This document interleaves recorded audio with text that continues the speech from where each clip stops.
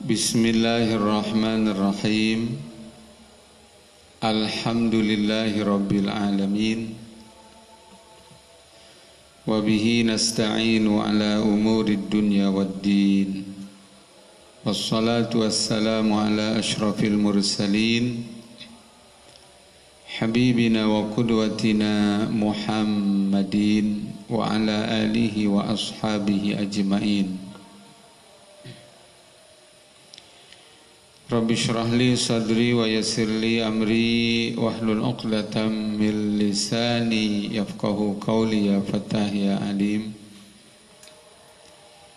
Allahumma arinal haqqa haqqan warzuqna ittiba'ah wa arinal batila batilan warzuqna ijtinabah.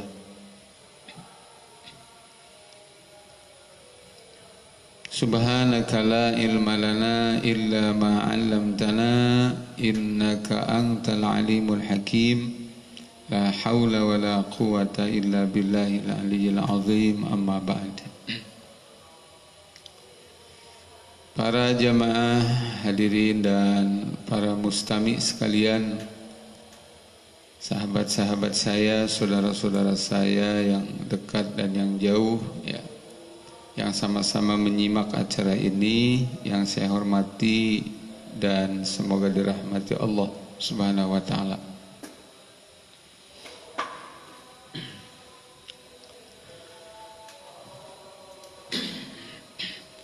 Sebelum melanjutkan kepada kalimat hikmah berikutnya dari kitab Al-Hikam,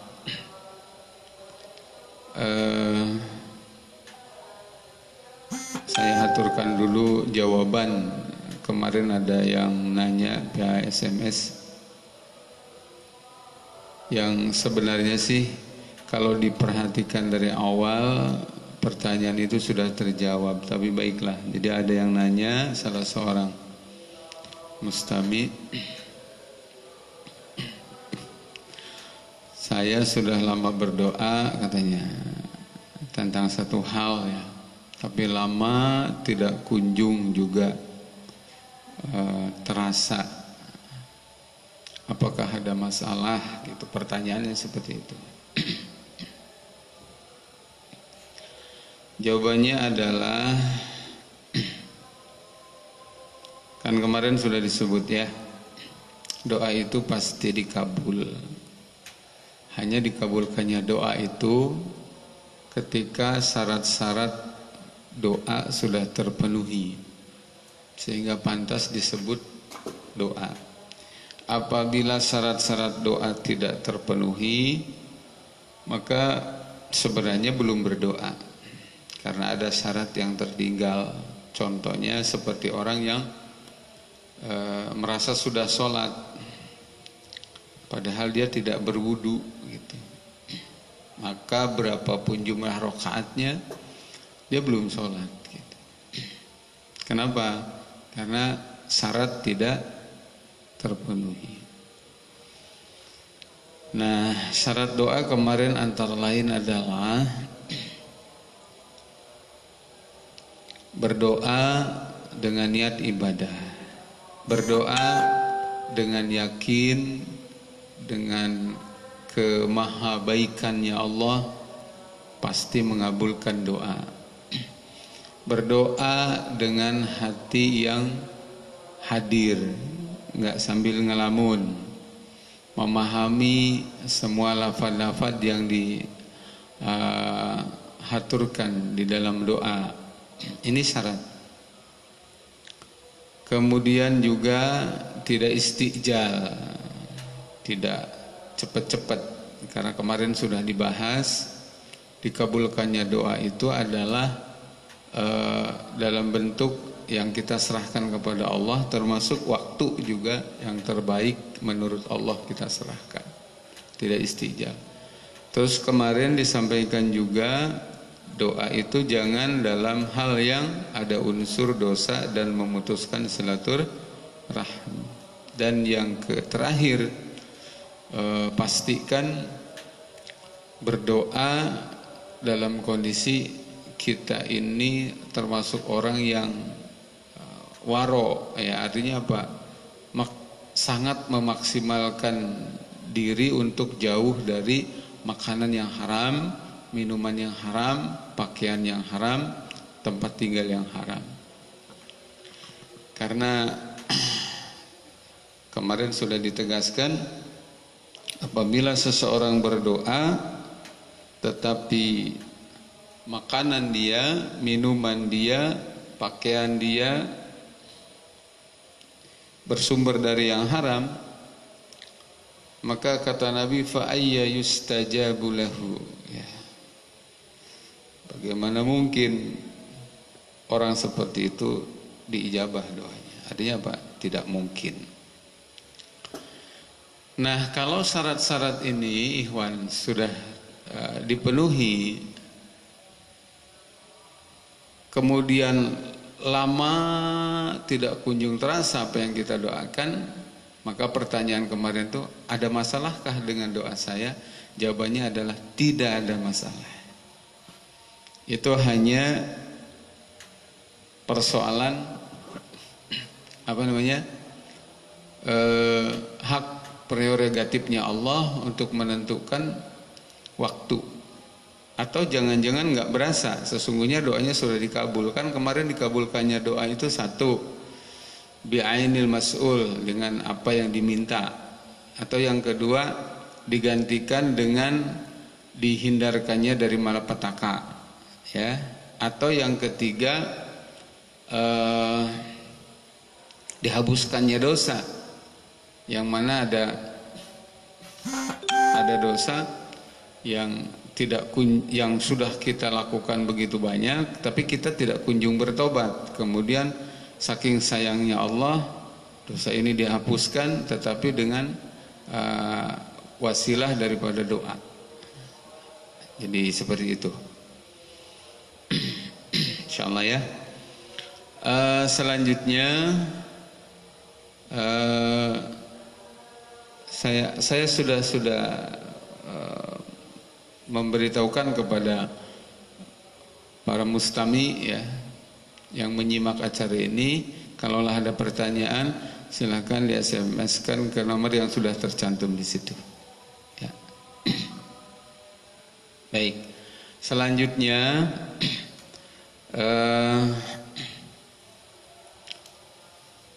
para hadirin dan mustami sekalian yang dirahmati Allah, sebelum saya melanjutkan ke kalimat hikmah berikutnya, saya ingin menyampaikan, ya, ini warning atau peringatan gitu, bahwa sesungguhnya ilmu tasawuf, ilmu yang sedang kita kaji ini, itu adalah bagian dari bidang ilmu Islam yang demikian banyak bidangnya, ya, ada tauhid, ada fikih juga ada toharoh, ada muamalah, ya, ada ibadah, ada munakahat, ada faraid waris, ada jinayat, ada hudud dan seterusnya.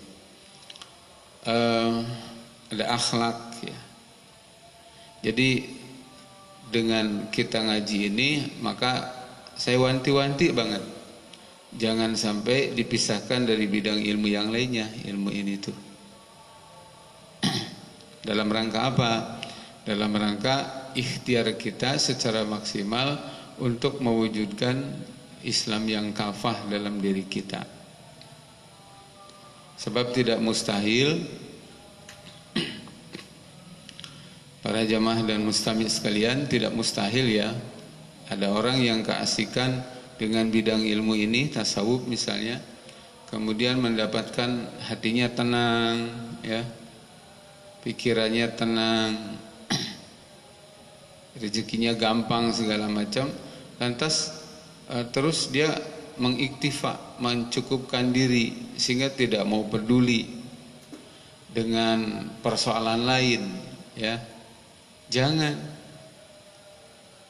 apalagi persoalan yang menyangkut dengan krisis yang global yang melanda umat Islam saat ini.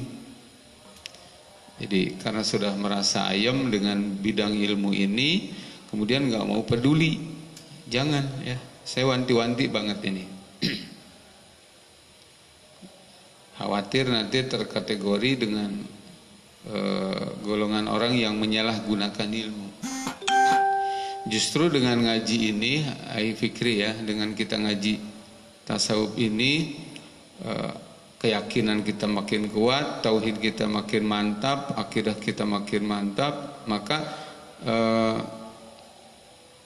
realisasinya dari hal-hal yang mantap itu adalah justru kita semakin semangat dalam menjalani apa? Dalam menjalani kehidupan ibadah sehari-hari, plus juga dakwah, itu ya, dakwah, memperbaiki diri, memperbaiki orang, memperbaiki diri itu jangan dipisah. Baik, apalagi kita hari ini menyadari ya, kondisi umat Islam sekarang ini kan baik di Indonesia ataupun di mana-mana, dari sisi jumlah memang banyak, 2 miliar lebih gitu ya sekarang itu. Tetapi faktanya hari ini umat Islam Masya Allah jadi objek bulan-bulanan jajahan orang-orang kafir dan munafik gitu ya, yang siang dan malam menjajah umat Islam dalam bentuk lain. Kan kita nggak boleh abai misalnya dengan nasib saudara kita di Palestina ya, di India, di Myanmar, Rohingya, di Uighur ya, di Suriah dan di tempat-tempat lainnya. Termasuk juga kita apalagi di depan mata ini ya, di depan mata ini umat Islam di Indonesia yang hidup di negeri yang kaya raya, Masya Allah, tetapi rakyatnya dalam hal ini terutama umat Islam itu paling merasakan betapa sulitnya ekonomi ya. Tingginya biaya kebutuhan hidup, tidak adanya jaminan ya dari rejim, setiap rejim, bukan cuma rejim sekarang ya. Tidak ada jaminan kehidupan ya. Jangankan hal-hal yang sifatnya gratis gitu ya, ala kadar untuk biaya hidup yang murah saja pun tidak didapatkan. Kenapa? Karena bangsa ini ternyata dari sisi pengelolaan sumber daya alamnya dijajah oleh negara-negara imperialis ya. Dan kemudian orang-orang kafir penjajah itu beda dengan dulu. Kalau dulu menjajah itu mereka harus secara fisiknya datang ke Indonesia, tapi sekarang ini halus penjajahannya. Mereka tetap ada di negeri mereka dan menjajah negeri kita. Cukup mereka memasangkan orang-orang yang menjadi antek daripada orang-orang kafir itu. Kalau dulu bahasanya Demang ya, Demang itu Belanda hitam. Jadi bangsa kita kulitnya sama-sama dengan kita, tapi otak dan hatinya otak penjajah karena dikasih berbagai fasilitas oleh penjajah. Nah, dulu terjadi, hari ini pun dengan kasat mata kita menyaksikan itu. Oleh karenanya maka sekali lagi saya wanti-wanti kepada para jamaah dan mustami yang menyimak acara pengajian ini, sekali lagi kita tidak boleh mengabaikan persoalan-persoalan seperti tadi, karena itu adalah perkara yang termasuk kewajiban kita. Kita itu sebagai muslim, contoh kasus misalnya dalam menghadapi wabah COVID-19 ya, kita betul dari sisi akidah meyakini ini adalah ujian. Terlepas virus ini ada yang menciptakan atau tidak, kita yakin ini adalah ujian dari Allah. Kita pun ridho menghadapi ini dengan meyakini kepada takdirnya Allah. Tetapi kita juga berpikir bahwa menghadapi musibah kita tuh diperintahkan ya dalam wilayah kasbul ikhtiar. Untuk apa? Mencari sebab dan mencari solusi. nggak boleh diem. Nah, solusinya ya, persoalan ini tidak cukup dengan doa, tetapi harus ada amaliyah nyata yang sudah dicontohkan oleh Rasulullah Sallallahu Alaihi Wasallam. Salah satunya adalah lockdown, ya, gitu, lockdown. Tapi yang dilakukan oleh Rasul itu adalah berikut jaminannya. Ya, hari ini kita tidak mendapatkan jaminan apa-apa. Akhirnya apa? Masya Allah, banyak yang memperkirakan akibat dari solusi Islam ini tidak dipakai menghadapi bahaya COVID-19 ini, Masya Allah, ya, saya bukan nakut-nakutin ya, kemungkinan lama. Kenapa? Karena di satu sisi pengen ada pembatasan interaksi antar warga, tetapi warga tinggal di rumah tidak mendapatkan apa-apa, akhirnya terpaksa mereka keluar. Nah, ini salah satu contoh. Jadi, nah, di tengah-tengah situasi inilah kita dari berbagai latar belakang pendalaman bidang ilmu Islam, kita harus hadir di tengah-tengah problem ini. Untuk apa? Memberikan solusi. Dan solusi yang ditawarkan kita itu tidak ada yang lain kecuali adalah Islam. Gitu. Solusi berupa syariat Islam, hukum yang diturunkan oleh Allah Subhanahu wa taala, pencipta jagat raya yang sekarang sedang goncang dengan wabah ini. Jadi Allah yang Maha tahu, gitu. Nah, kalau bukan umat Islam yang memberikan solusi, siapa lagi? Itu pertanyaannya. Kalau bukan kita sebagai umat Islam yang menawarkan solusi, mau siapa lagi? Atau kalau kita sebagai muslim menawarkan solusi bukan Islam, terus mau apa yang ditawarkan? Gitu ya. Karena cuma 3 kemungkinannya. Kalau tidak Islam, solusinya adalah kapitalis atau sosialis, komunis. Nah, sosialis komunis dan kapitalis itu ya. Jadi komunis menafikan agama, menafikan Tuhan, menafikan akhirat. Kalau kapitalis mengakui agama tapi menolak aturan agama, itu sami mawon ya. Dua-duanya itu adalah sistem gagal, sistem kufur asli buatan orang kafir ya, yang haram diambil oleh orang Islam. Orang Islam itu harus yakin dengan Islam. Orang Islam itu harus percaya diri dengan Islamnya. Jangan ragu dengan Islamnya, malah kemudian yakin dengan yang dianut oleh orang kafir. Salah. Jadi oleh sebab itu sekali lagi saya wanti-wanti banget dengan kita ngaji bab ini, bab tasawuf, jangan kemudian menjadi apatis ya, masa bodoh dengan persoalan-persoalan yang menimpa umat, apalagi sampai muncul kesalahpahaman. Ya sudah, ini kan dari Allah, ya kita serahkan saja kepada Allah, cukup dengan doa. Ingat, doa itu perkara yang wajib ya, menghadapi musibah harus kita panjatkan, tetapi Rasulullah tidak mencontohkan berhenti di doa. Jelas ya Habib ya? Baik. Nah, para jamaah yang dirahmati Allah Subhanahu wa taala, krisis itu terjadi sesungguhnya penyebabnya adalah cuma satu, simpel saja. Apa itu? Tidak diterapkannya aturan Allah. Maka kalau ingin sembuh ya, problem umat, problem bangsa ini, bahkan problem dunia, obatnya satu. Buang tuh hukum-hukum buatan manusia itu, dibuang sejauh-jauhnya, diganti dengan hukum Allah. Secara kafah, secara menyeluruh, secara sempurna, tidak boleh dipilih mana yang cocok dengan nafsu diambil, yang tidak dibuang. Yang seperti dilakukan sekarang kan seperti itu. Nah, karenanya saya pernah menyampaikan apa yang disampaikan oleh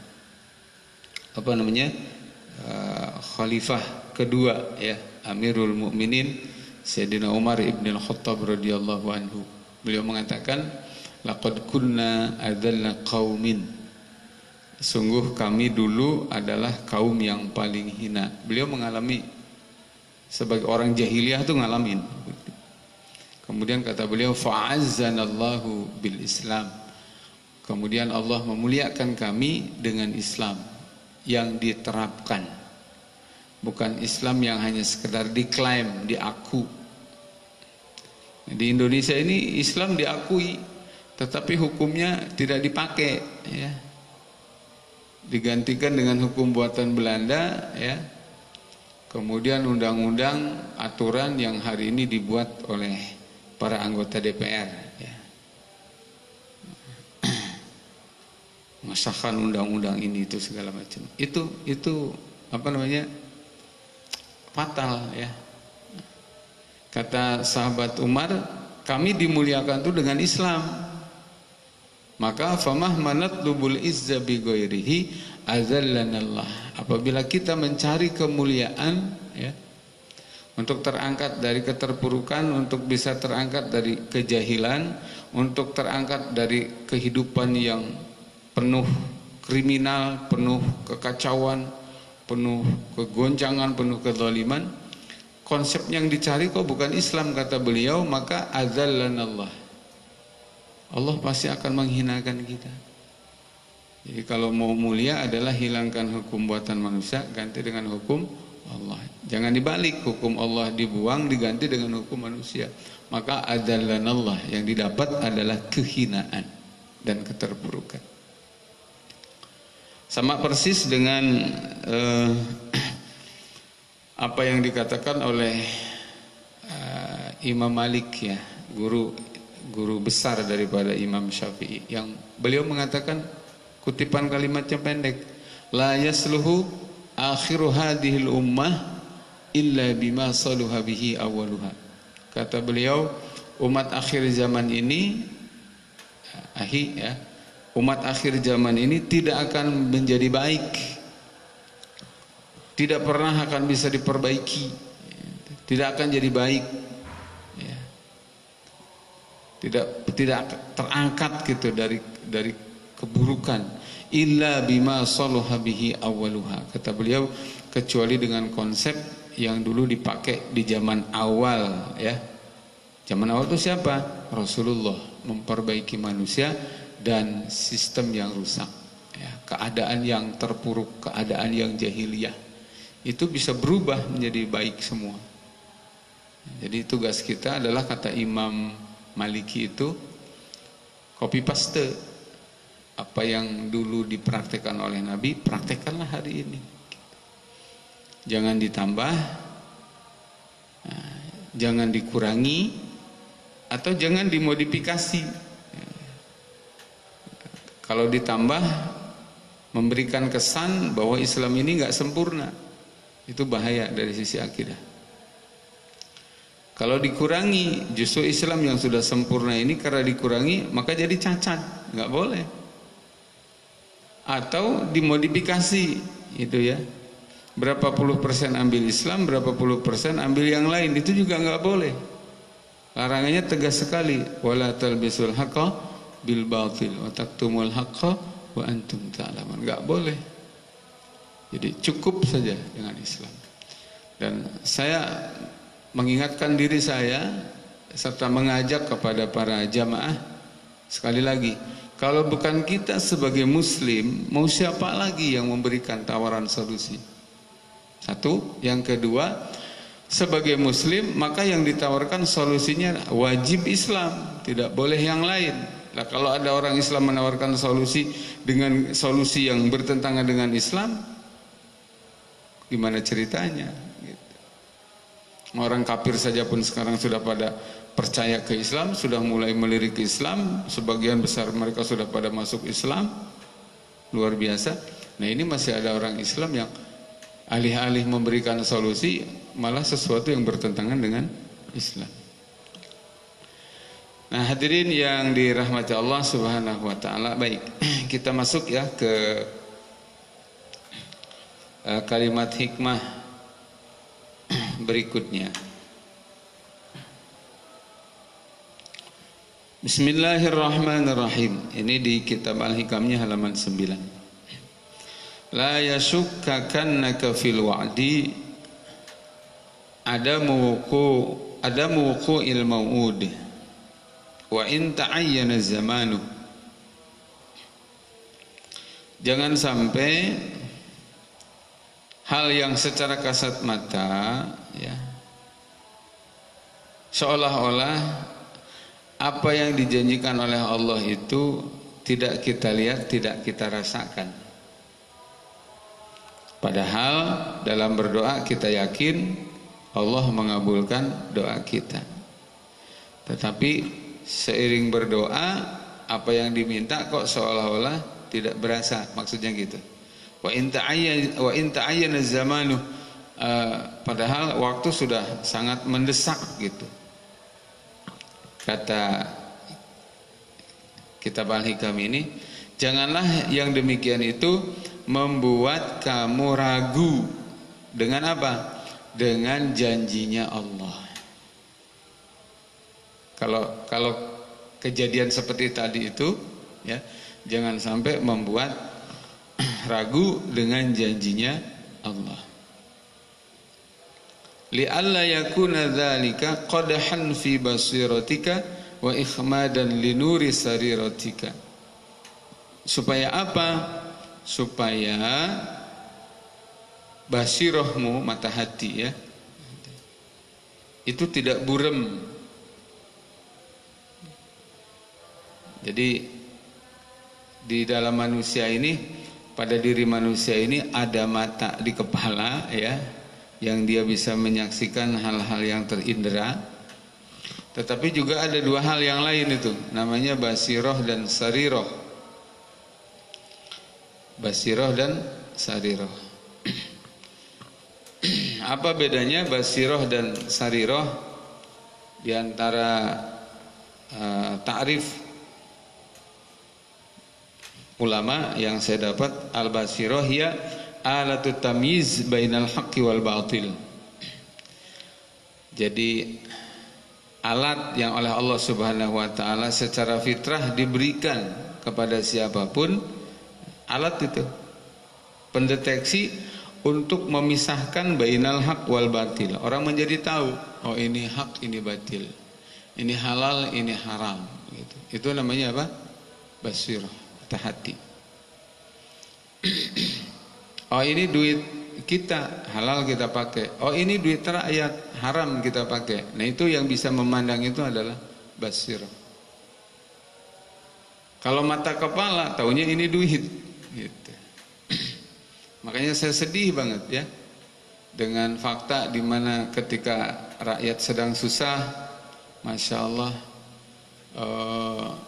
para pejabat ada yang mengusulkan naik gaji, ya, ada yang terang-terangan minta dinaikkan tunjangan untuk kendaraan mewah, masya Allah, ya Allah ya Rabb.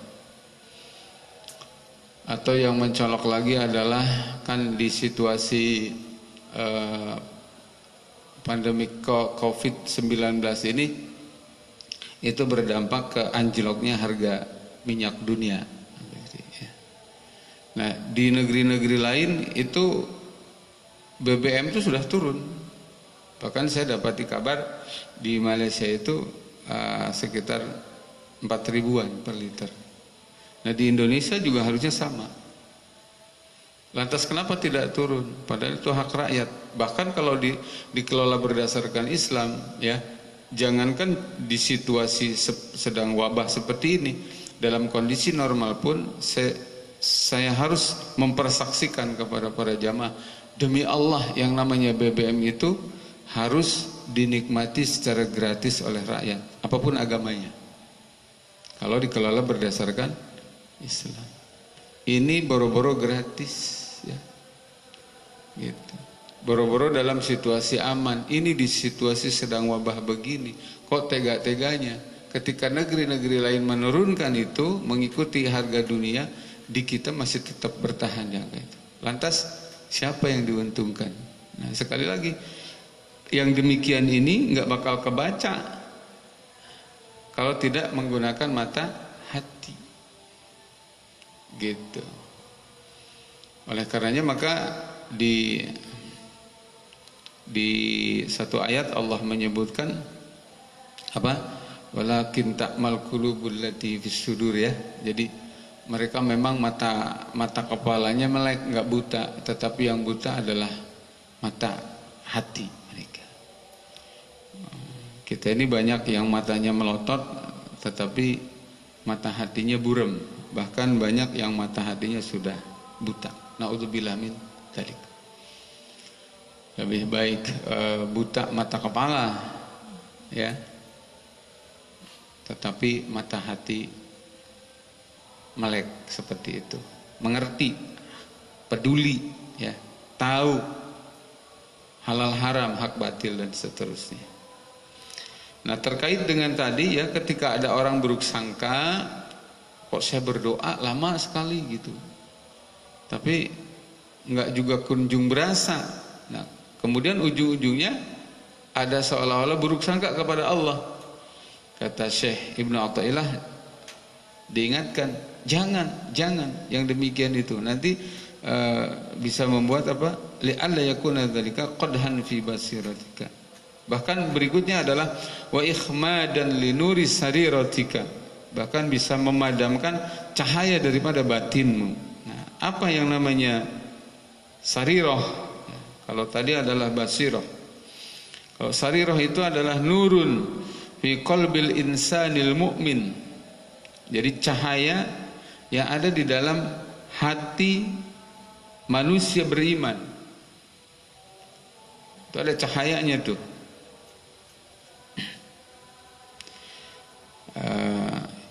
Yang membuat padamnya cahaya itu adalah perbuatan dosa. Ya.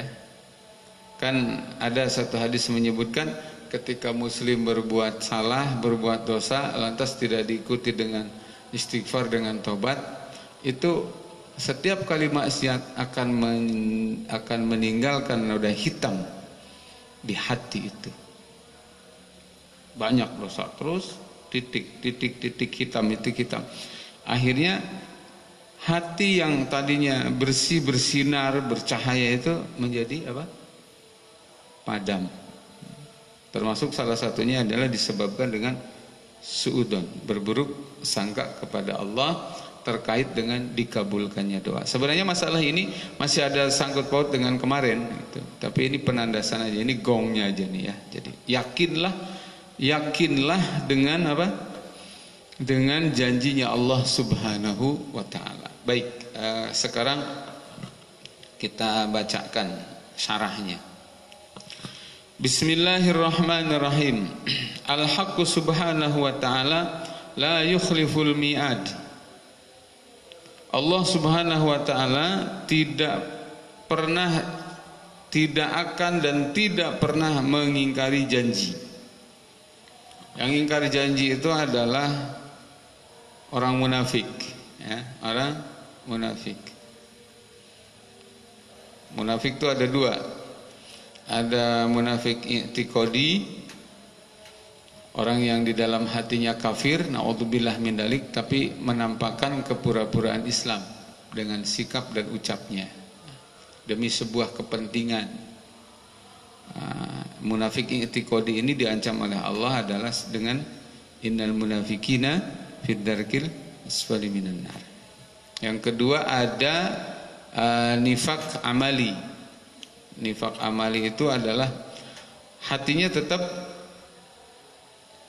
mukmin, muslim, tetapi ucap dan perilakunya itu ada tanda-tanda kemunafikan.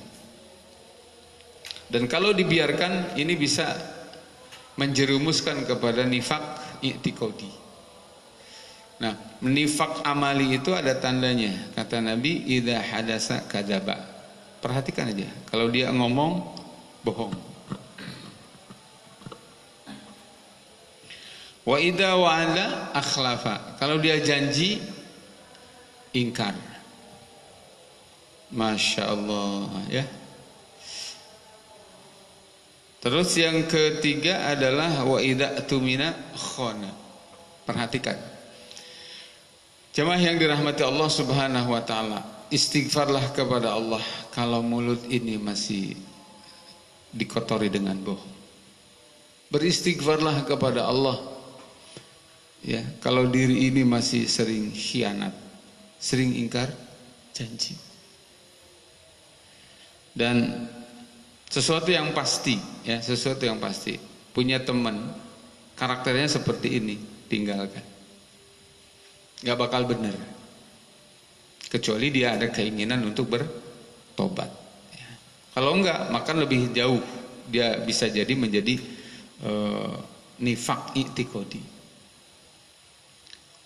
Kalaulah misalnya seorang anak punya orang tua yang karakternya tiga ini nih, tukang bohong, tungkar ingkar janji, dan khianat, udah, masya Allah, sengsara lah anak ini kalau punya orang tua seperti itu.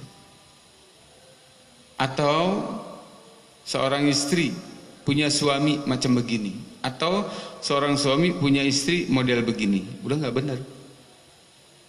Termasuk di dalamnya adalah naudzubillah min dalik, ya, ketika seseorang di posisi sebagai rakyat kemudian punya pemimpin yang karakternya model begini, hancur sudah negaranya. Ya, rakyatnya soleh-soleh, rakyatnya baik-baik, tapi punya pemimpin karakternya model begini, tukang bohong, tukang ingkar janji, dan pengkhianat, udah hancur. Ya Allah, ya Rabbi, ya Karim. Mau di negeri manapun. Pertanyaannya adalah, apa bisa, Ustaz, orang punya karakter seperti ini jadi pemimpin? Saya jawab, kalau di sistem demokrasi itu bisa, ya. Tetapi kalau di sistem Islam, ya, Islam kan punya sistem dalam hal kepemimpinan, dalam soal pemerintahan, punya sistem, namanya khilafah Islam.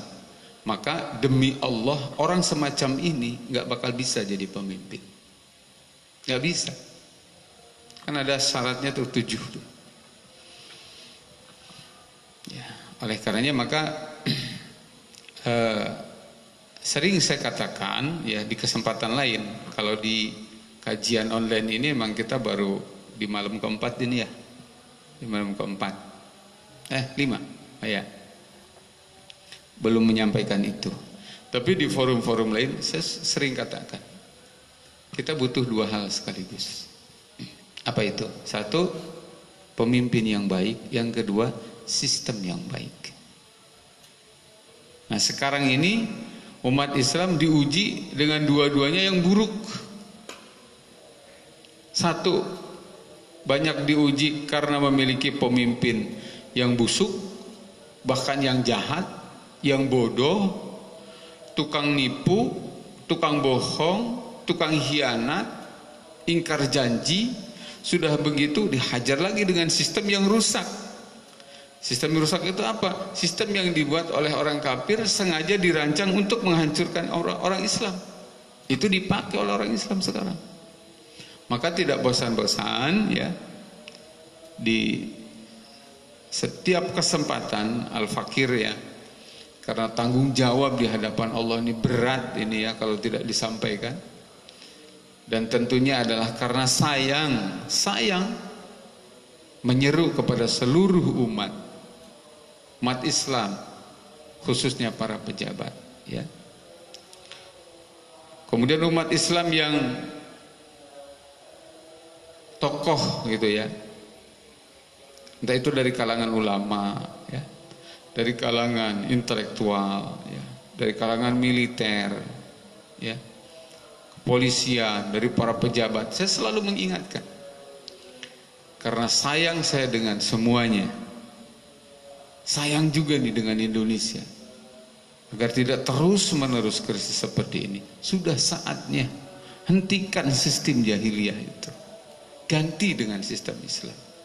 Saatnya orang-orang khianat, orang-orang bodoh, orang-orang yang batinnya tidak merdeka gitu, ya, dijajah oleh orang kafir, oleh orang asing, dengan seperangkat aturan yang dipesan oleh orang kafir. Itu saatnya hentikan, ganti dengan apa? Dengan orang-orang yang amanah, ya.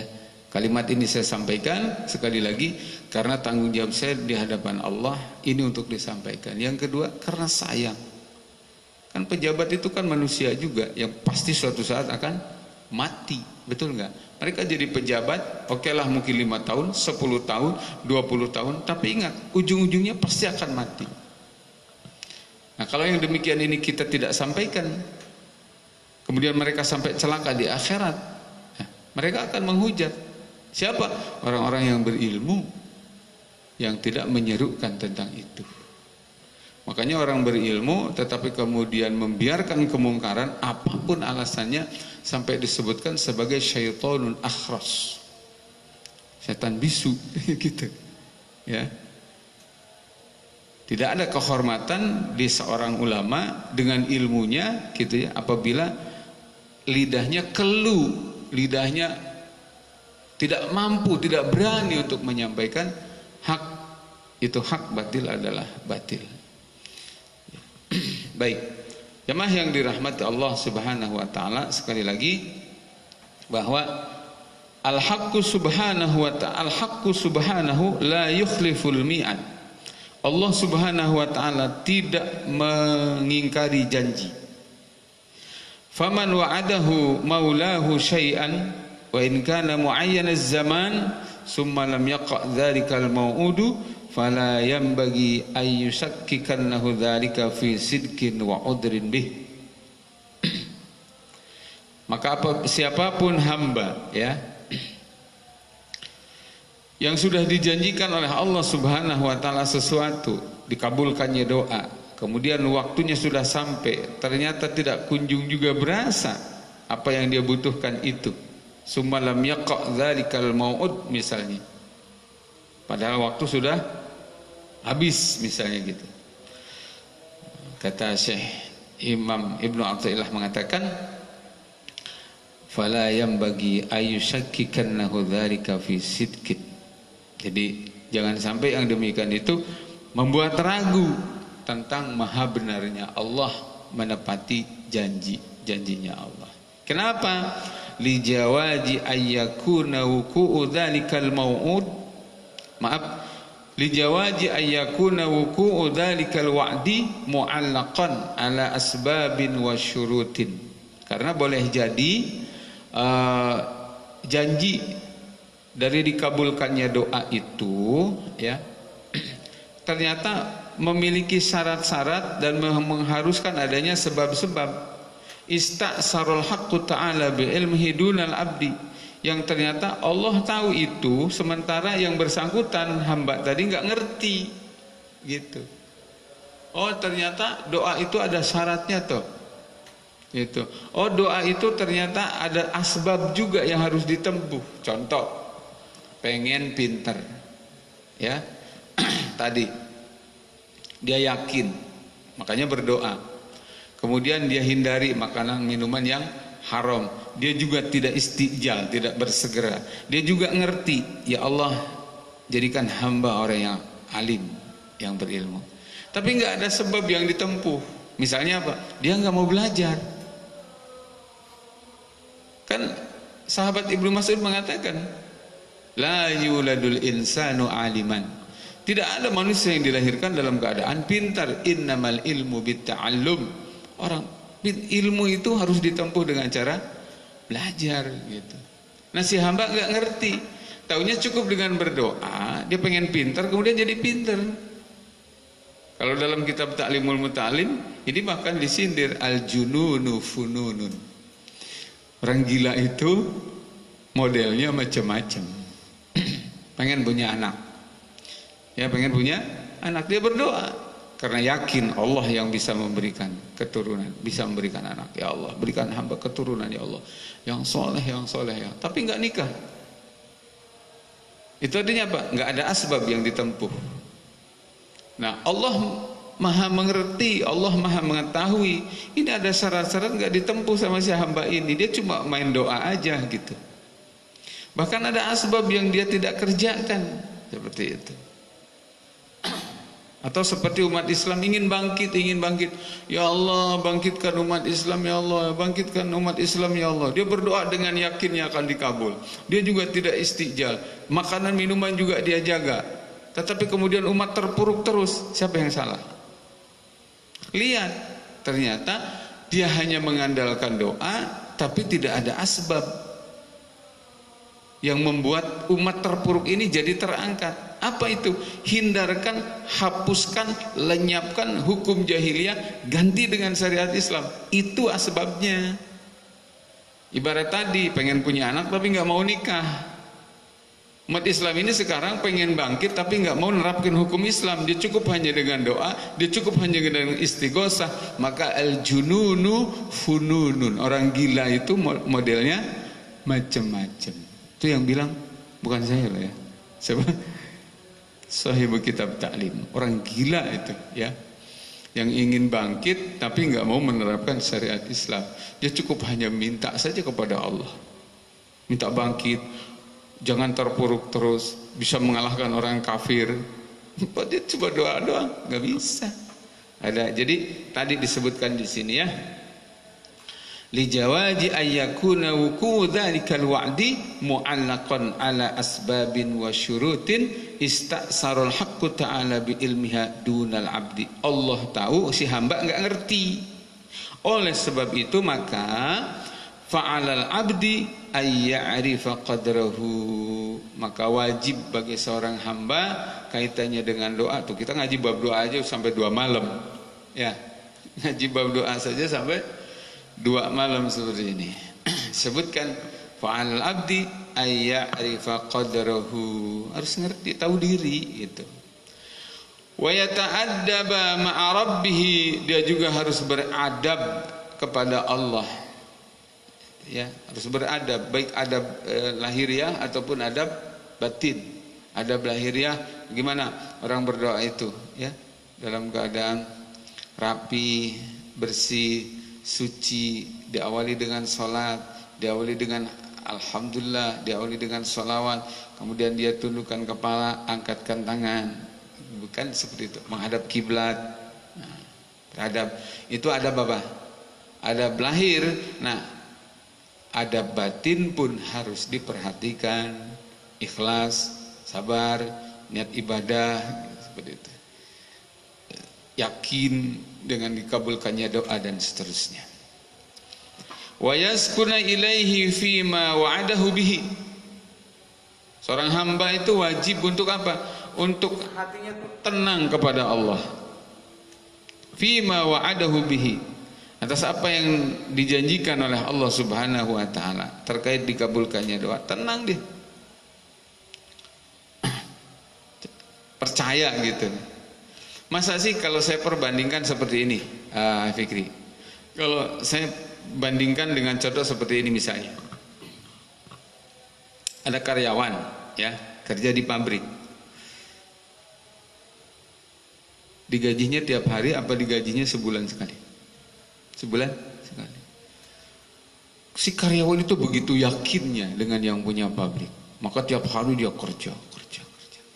Yakin akhir bulan dapat gaji atau awal bulan dia gajian. Semangat dia. Lah, kata yang punya pabrik, bekerja kamu, nanti aku yang gaji. Kemudian semangat karena yakinnya. Masa sih kita umat Islam? Masa kita orang yang beriman? Keyakinannya kalah dengan tadi karyawan yakin kepada yang punya pabrik. Ya. Malu atuh. Kata Allah, bekerja kamu yang baik, berdoa kamu dengan sungguh-sungguh, aku jamin keinginanmu aku kabulkan. Ya sudah, karena Allah sudah seperti itu, ya sudah kita laksanakan. Ini yang dimaksud dengan apa? Wa yaskuna ilaihi fima wa'adahu bihi. Jangan galau, aku doa ini, tapi dikabul apa enggak ya?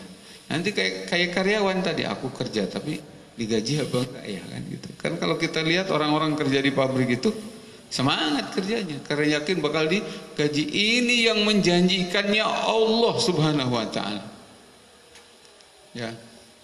Allah Subhanahu wa taala yang sangat kaya, yang memiliki segala-galanya. Sampai di hadis Qudsi. Kata Allah Subhanahu wa taala, "Lau anna awwalakum insakum wa jinnakum gitu, yas'aluni summa a'taituhum kulla mas'alatin ma yanqusu dzalika ma indi illa kama udkhilal makhitu fil bahr." Kata Allah seperti itu. Apabila jin, apabila manusia yang paling awal diciptakan sampai yang terakhir semuanya minta kepada aku, summa a'taituhum kulla mas'alatin minhum, kemudian aku berikan semua permintaannya, apa kata Allah? Ma naqasa dzalika ma indi. Hal yang demikian itu tidak akan mengurangi apa yang ada pada diriku, kata Allah. Illa kama udkhilal mahitu fil bahar, kecuali hanya sekedar apa? Sekedar seperti jarum yang kecil itu dimasukkan ke laut. Berapa yang keangkat itu air laut yang nempel di jarum itu? Subhanallah, hampir nggak ada yang berkurang di laut itu. Oleh karena itu maka masa dengan kondisi Allah yang super seperti itu ada di antara kita hambanya yang meragukan Allah. Jelas, Fikri? Ya, seperti itu. Wa yatma'inna ilaih, tumakninah kepada Allah, sudah bersandar saja kepada Allah. Wala yatasyakkaka fi dzalika, enggak boleh ragu. Wala yatajalzala i'tiqaduhu fihi, enggak boleh guncang i'tikadnya kepada Allah. Nah, faman kana ala hadzal wasfi fahuwa 'arifun billahi ta'ala. Siapa orang yang bisa membuktikan hal-hal seperti ini, maka itulah orang yang dipandang, yang dinilai sebagai arifun billah. Oh, dia yang kenal dengan Allah. Mudah-mudahan Allahumma ja'alna minhum, ya. Mudah-mudahan Allah jadikan orang seperti ini, kenal dengan Allah. Ya Allah, ya Rabb, ya Karim. Subhanallah. Ya, terus salimul basirah, mata batinnya selamat. Munawwarus sarirah,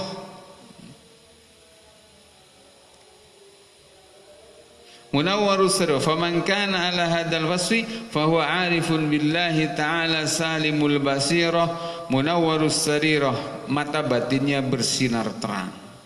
Tapi wa illa fa'alal aksi, kalau tidak begitu maka kebalikannya, orang ini dianggap tidak kenal dengan Allah. Ya, mata batinnya buram, mata batinnya bahkan sudah padam. Naudzubillah min dzalik. Baik, hadirin dan para jamaah mustami' sekalian yang dirahmati Allah Subhanahu wa taala, mudah-mudahan ya apa yang disampaikan ini menjadi ilmu yang manfaat. Manfaatnya ilmu itu luar biasa. Apa ilmu yang manfaat itu? Apa yang disebutkan oleh Nabi, man izdada ilman walam yazdad hudan falam yazdad minallahi illa bu'dan. Siapa orang yang bertambah ilmunya tetapi dengan Allah semakin jauh, ya, tetapi dengan Allah tidak semakin tunduk, maka dengan Allah semakin jauh. Maka ilmu yang manfaat itu kebalikan dari yang tadi, bertambah ilmu, bertambah tunduk dan patuh, sehingga semakin dekat dengan Allah Subhanahu wa taala. Baik. Nah, hadirin jamaah yang dirahmati Allah, ada waktu kurang 5 menit. Ahi Fikri, ada pertanyaan yang masuk kah? Tidak. Baik.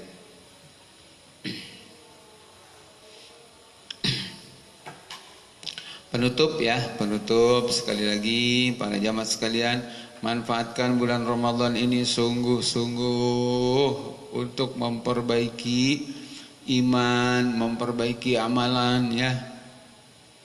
Tingkatkan ilmu, tingkatkan pengamalan, tingkatkan pengorbanan ya.